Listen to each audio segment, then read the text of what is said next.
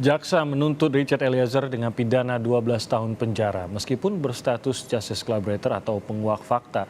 Dalam hal ini jaksa tidak menemukan alasan penghapus tindak pidana bagi Richard. Sementara Putri Chandrawati, istri Ferdy Sambo dituntut hukuman 8 tahun penjara. Tuntutan ini lebih ringan dari Eliezer meskipun jaksa menilai Putri secara sadar mengikuti skenario suaminya. Benarkah percuma bersikap jujur atau menjadi penguak fakta di Indonesia? Kami saat ini akan membahasnya bersama dengan Pak Aan Eko Widiarto, ahli hukum Universitas Brawijaya, dan ada Pak Edi Hasibuan, Direktur Eksekutif Lembaga Kajian Strategis Kepolisian Indonesia atau LEMKAPI. Selamat pagi Pak Edi, selamat pagi Pak Aan. Selamat pagi. Terima kasih Timothy. sudah bergabung bersama kami, bersama saya Timothy di studio Kompas TV. Pak Aan, mungkin Anda mau menanggapi pertanyaan besarnya menjadi itu, Pak Aan. Kita melihat bagaimana Eliezer kecewa dengan tuntutan yang disampaikan. Bahkan pengacara dari Eliezer menyebut bahwa itu mengkhianati rasa keadilan. Tuntutan Eliezer yang menjadi justice collaborator yang menurut LPSK juga sudah membuka kasus ini selebar-lebarnya dengan sejujur-jujurnya. Namun tuntutannya justru lebih tinggi daripada mereka yang ikut serta dalam perencanaan yaitu Bu Pece, Kuat maupun Ricky Rizal yang dituntut 8 tahun. Benarkah ini akan menimbulkan kesan bahwa kejujuran Richard Eliezer menjadi sia-sia, Pak An?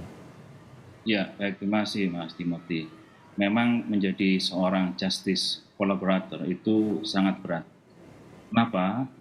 Kalau dalam istilah undang-undangnya akan disebut dengan saksi pelaku yang memberikan keterangan dan berkolaborasi dengan para penyidik penuntut. Kenapa sangat berat? Karena syaratnya untuk menjadi GC itu adalah mengakui tindak pidana yang dilakukan. Itu salah satunya. Otomatis bagi yang bersangkutan sudah merasa bersalah dan sudah akan diancam hukuman. Ini posisi yang memang sangat labil bagi seorang GC. Nah, tapi mengingat bahwasanya dalam menguak suatu tindak pidana itu tidak mudah, apalagi ini ada tindakan pembunuhan berencana, tindak pidana pembunuhan berencana, maka ada fasilitas-fasilitas yang diberikan oleh undang-undang. Kita punya undang-undang ini sudah cukup lama, undang-undang tahun 2014 ya, dengan undang-undang 31 waktu itu.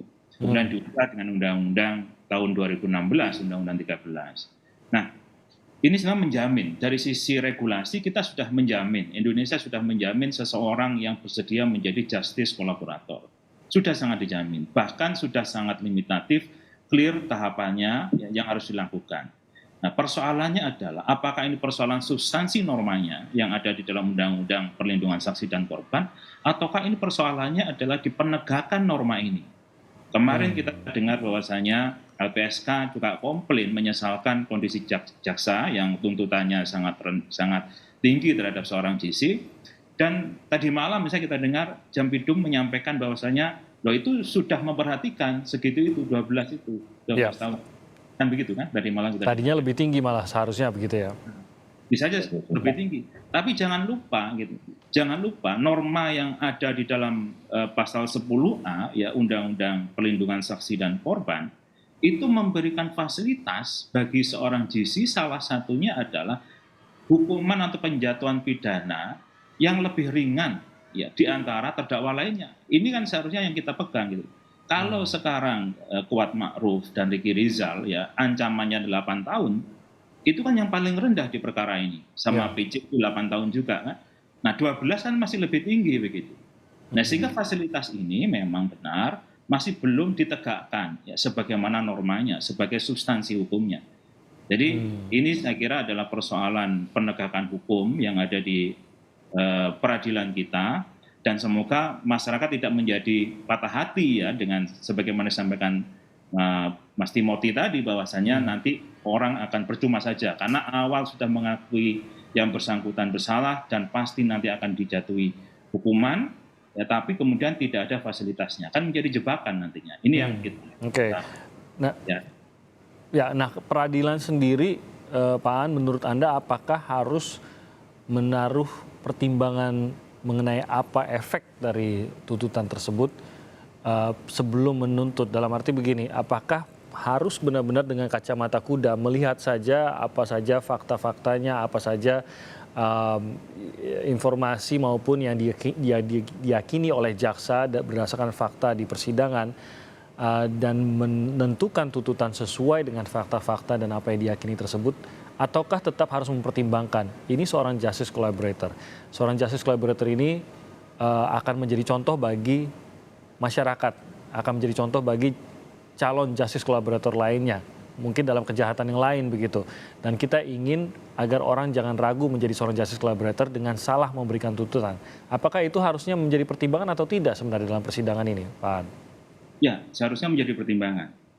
Dalam hukum pidana, Pak. Dalam hukum pidana itu dipisahkan, ya, ada dua hal yang berbeda lah antara perbuatannya, ya, yang memenuhi rumusan tadi yang dengan kacamata kuda tadi, apakah sudah memenuhi unsur-unsur yang didakwakan dalam 340 kan gitu ya.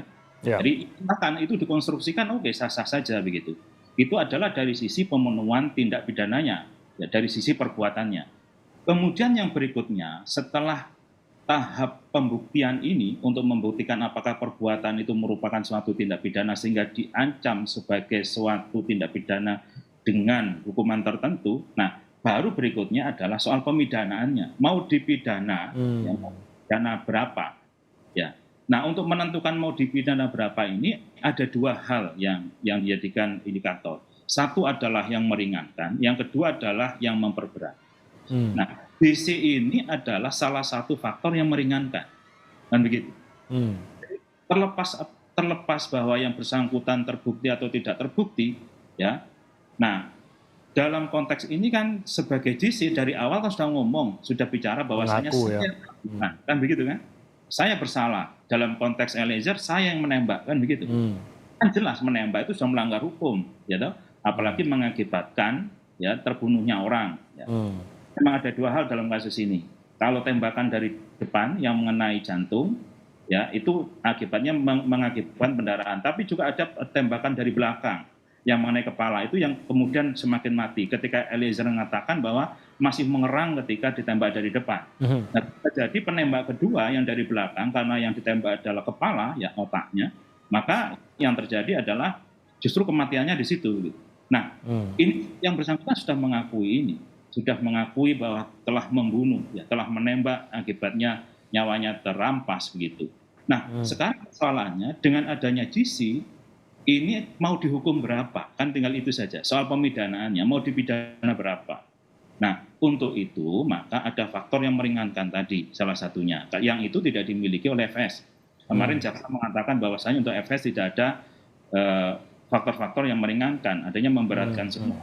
Untuk Eliezer seharusnya ini adalah sebagai GC itu adalah faktor yang meringankan. Nah, walaupun tadi malam juga Jampidum mengatakan bahwasanya penetapannya belum dari pengadilan, saya kira kita tidak sampai ke sana lah ya, karena apa? Masyarakat sudah tahu semua, LPSK sudah bicara di publik, ya jangan hanya persoalan administrasi begitu. Iya betul, hanya administrasi sebenarnya. Ya kita tahu banyak masyarakat mengikuti kasus ini dan mungkin ya bukan mungkin tidak mungkin jaksa tidak memahami bahwa ini seorang JC. Tapi apakah memang status justice collaborator-nya dari Eliezer ini sendiri masih akan dipastikan oleh hakim dalam vonisnya? Apakah benar ia diterima sebagai justice collaborator atau tidak? Apakah di tahapan inikah atau justru di vonis akhir hakim harus menyatakan apakah menerima semua pernyataan dan kesaksian dari Eliezer ini sebagai justice collaborator atau tidak? Ya, konstruksi itu bisa kita lihat di pasal 10A ya Undang-Undang 13 2016 tentang perlindungan saksi dan korban. Jadi pertama ya konstruksinya adalah ketika seseorang ditetapkan oleh LPSK untuk menjadi GC, kemudian dievaluasi oleh LPSK. Nah, LPSK ketika hasil evaluasinya bagus, keterangannya konsisten, tidak ada bohongnya, kemudian bisa membuka suatu kasus dengan terang benderang, maka LPSK akan memberikan namanya penghargaan. Penghargaan kepada yang bersangkutan. Penghargaannya nanti itu berupa keringanan penjatuhan. Nah, itu diberikan dalam bentuk rekomendasi. Karena kan LPSK tidak bisa menuntut atau tidak bisa menjatuhkan pidana, kan begitu kan? Nah, LPSK hanya melindungi. Nah, melindungi saksi dan korban. Nah, rekomendasi dari LPSK ini secara tertulis ya diberikan kepada siapa? Kepada penuntut umum. Untuk apa? Untuk dimuat dalam tuntutannya kepada hakim. Jadi hakim menerima masukan soal atau rekomendasi soal penghargaan seorang GC itu adalah dari penuntut umum. Dan ini sudah dimuat. Kemarin kita sudah dengarkan bersama bahwasanya di dalam tuntutan terhadap Eliezer itu JPU sudah menyatakan bahwa Eliezer adalah seorang GC. Itu sudah sangat clear, sudah dimuat. Ini sudah benar jaksa di sini. Nah, kemudian nanti setelah itu masuk ke dalam tuntutan, hakim, nah ini ada dasarnya bahkan di penjelasan pasal 10A ayat 4, ya, disebutkan bahwa hakim memperhatikan dengan sungguh-sungguh rekomendasi dari LPSK yang dimuat dalam tuntutan penuntut umum. Nah, jadi harapan kita sekarang memang ya setelah publik memandang bahwasanya bahkan tidak hanya publik, LPSK sendiri kemarin wakil ketuanya Bu Susi menyampaikan bahwasanya kok tidak diperhatikan oleh jaksa, ya, semoga nanti hakimlah yang akan sungguh-sungguh memperhatikan rekomendasi dari LPSK itu. Ya, dan memang finalnya ada di tangan hakim. Berapapun tuntutannya, tetap vonis finalnya ada di tangan hakim. Pak Edi masih tersambung bersama kami ya. Pak Edi tadi sepertinya sempat ada gangguan videonya. Pak Edi, mungkin Anda sendiri punya opini terkait dengan apa yang kemarin menjadi ramai, yaitu pembandingan antara tuntutan yang dijatuhkan terhadap Putri Chandrawati, Kuat Maruf, dan Ricky Rizal, yang kalau kita dengarkan dalam tuntutan jaksa, dipercaya memang mengetahui adanya perencanaan tersebut dan terbukti ada perencanaan yang melibatkan mereka.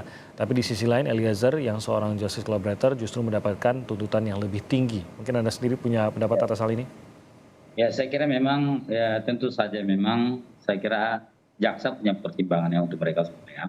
Kenapa demikian? Karena memang ya saya kira memang kita lihat kemarin dari persidangan ada hal-hal yang memberatkan, kemudian ada hal-hal yang meringankan ya. Termasuk misalnya kepada saya lihat hari ini banyak sekali ya kritikan terhadap tingginya ancaman hukuman atau tuntutan terhadap Eliezer ya. Dan kemudian banyak sekali yang mempersoalkan juga terlalu rendah ancaman tuntutan terhadap Putri ya. Saya kira memang kalau lihat daripada pertimbangan hakim yang disampaikan kemarin ya, memang ya pertama memang Eliezer karena dia adalah merupakan sebagai pelaku yang melakukan penembakan, saya kira juga tidak bisa juga kalau misalnya terlalu ringan, juga saya kira tidak mudah ya. Karena kenapa? Karena memang ya dia yang sebagai pelaku, dia sebagai eksekutor ya, tentunya memang harus ancamannya tinggi. Tapi bagaimana misalnya kalau orang mempersoalkan dia kan adalah sebagai JC ya, dia adalah justice collaborator, tentunya memang itu nanti akan menjadi masukan untuk hakim dalam memberikan vonis ke depan ya. Dan saya kira ke depan kan mereka juga akan menyampaikan pledoi ya. Tentunya itu nanti akan disampaikan ya. Pada akhirnya nanti saya yakin sekali nanti ke depan hakim akan memberikan putusan yang ya mungkin tidak terlalu tinggi kayak kemarin, kayak yang dijatuhkan, yang dituntut kemarin ya 12 tahun penjara. Tapi saya kira nanti pasti ada hakim akan mempertimbangkan untuk memberikan vonis yang lebih ringan kepada Eliezer tadi ya. Kemudian kalau kita lihat juga saat ini juga masyarakat ada juga mempersoalkan itu kok Putri kok sampai hanya 8 tahun saja gitu ya. Jadi sebetulnya kalau pandangan kami adalah kita harus paham bahwasanya Putri itu kan merupakan memang betul sebagai ikut dijerat dengan pasal 340 ya, perencanaan pembunuhan ya, kemudian juga 338 ya. Tetapi juga kita harus lihat di dalam pelaksanaan ya, memang Putri kalau kita lihat seperti menjadi tuntutan jaksa, dia memang tahu akan ada perencanaan pembunuhan, akan ada pembunuhan. Tetapi kalau di dalam pelaksanaan pada saat kejadian dia lebih banyak di kamar, tidak mau ikut terlibat di dalamnya ya. Kemudian juga hal-hal yang meringankan. Kalau kita lihat dari kemarin adalah pertama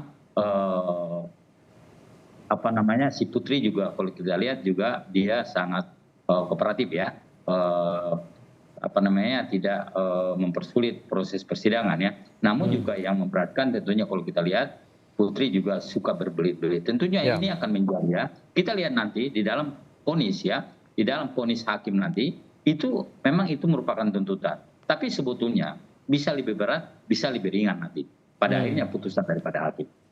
Jadi bisa berbeda ya penilaian nilai seorang justice collaborator dan kesaksiannya antara jaksa dengan hakim, dan menurut Anda bisa saja hakim memberi nilai lebih pada posisi justice collaboratornya Richard Eliezer, begitu Pak Edi?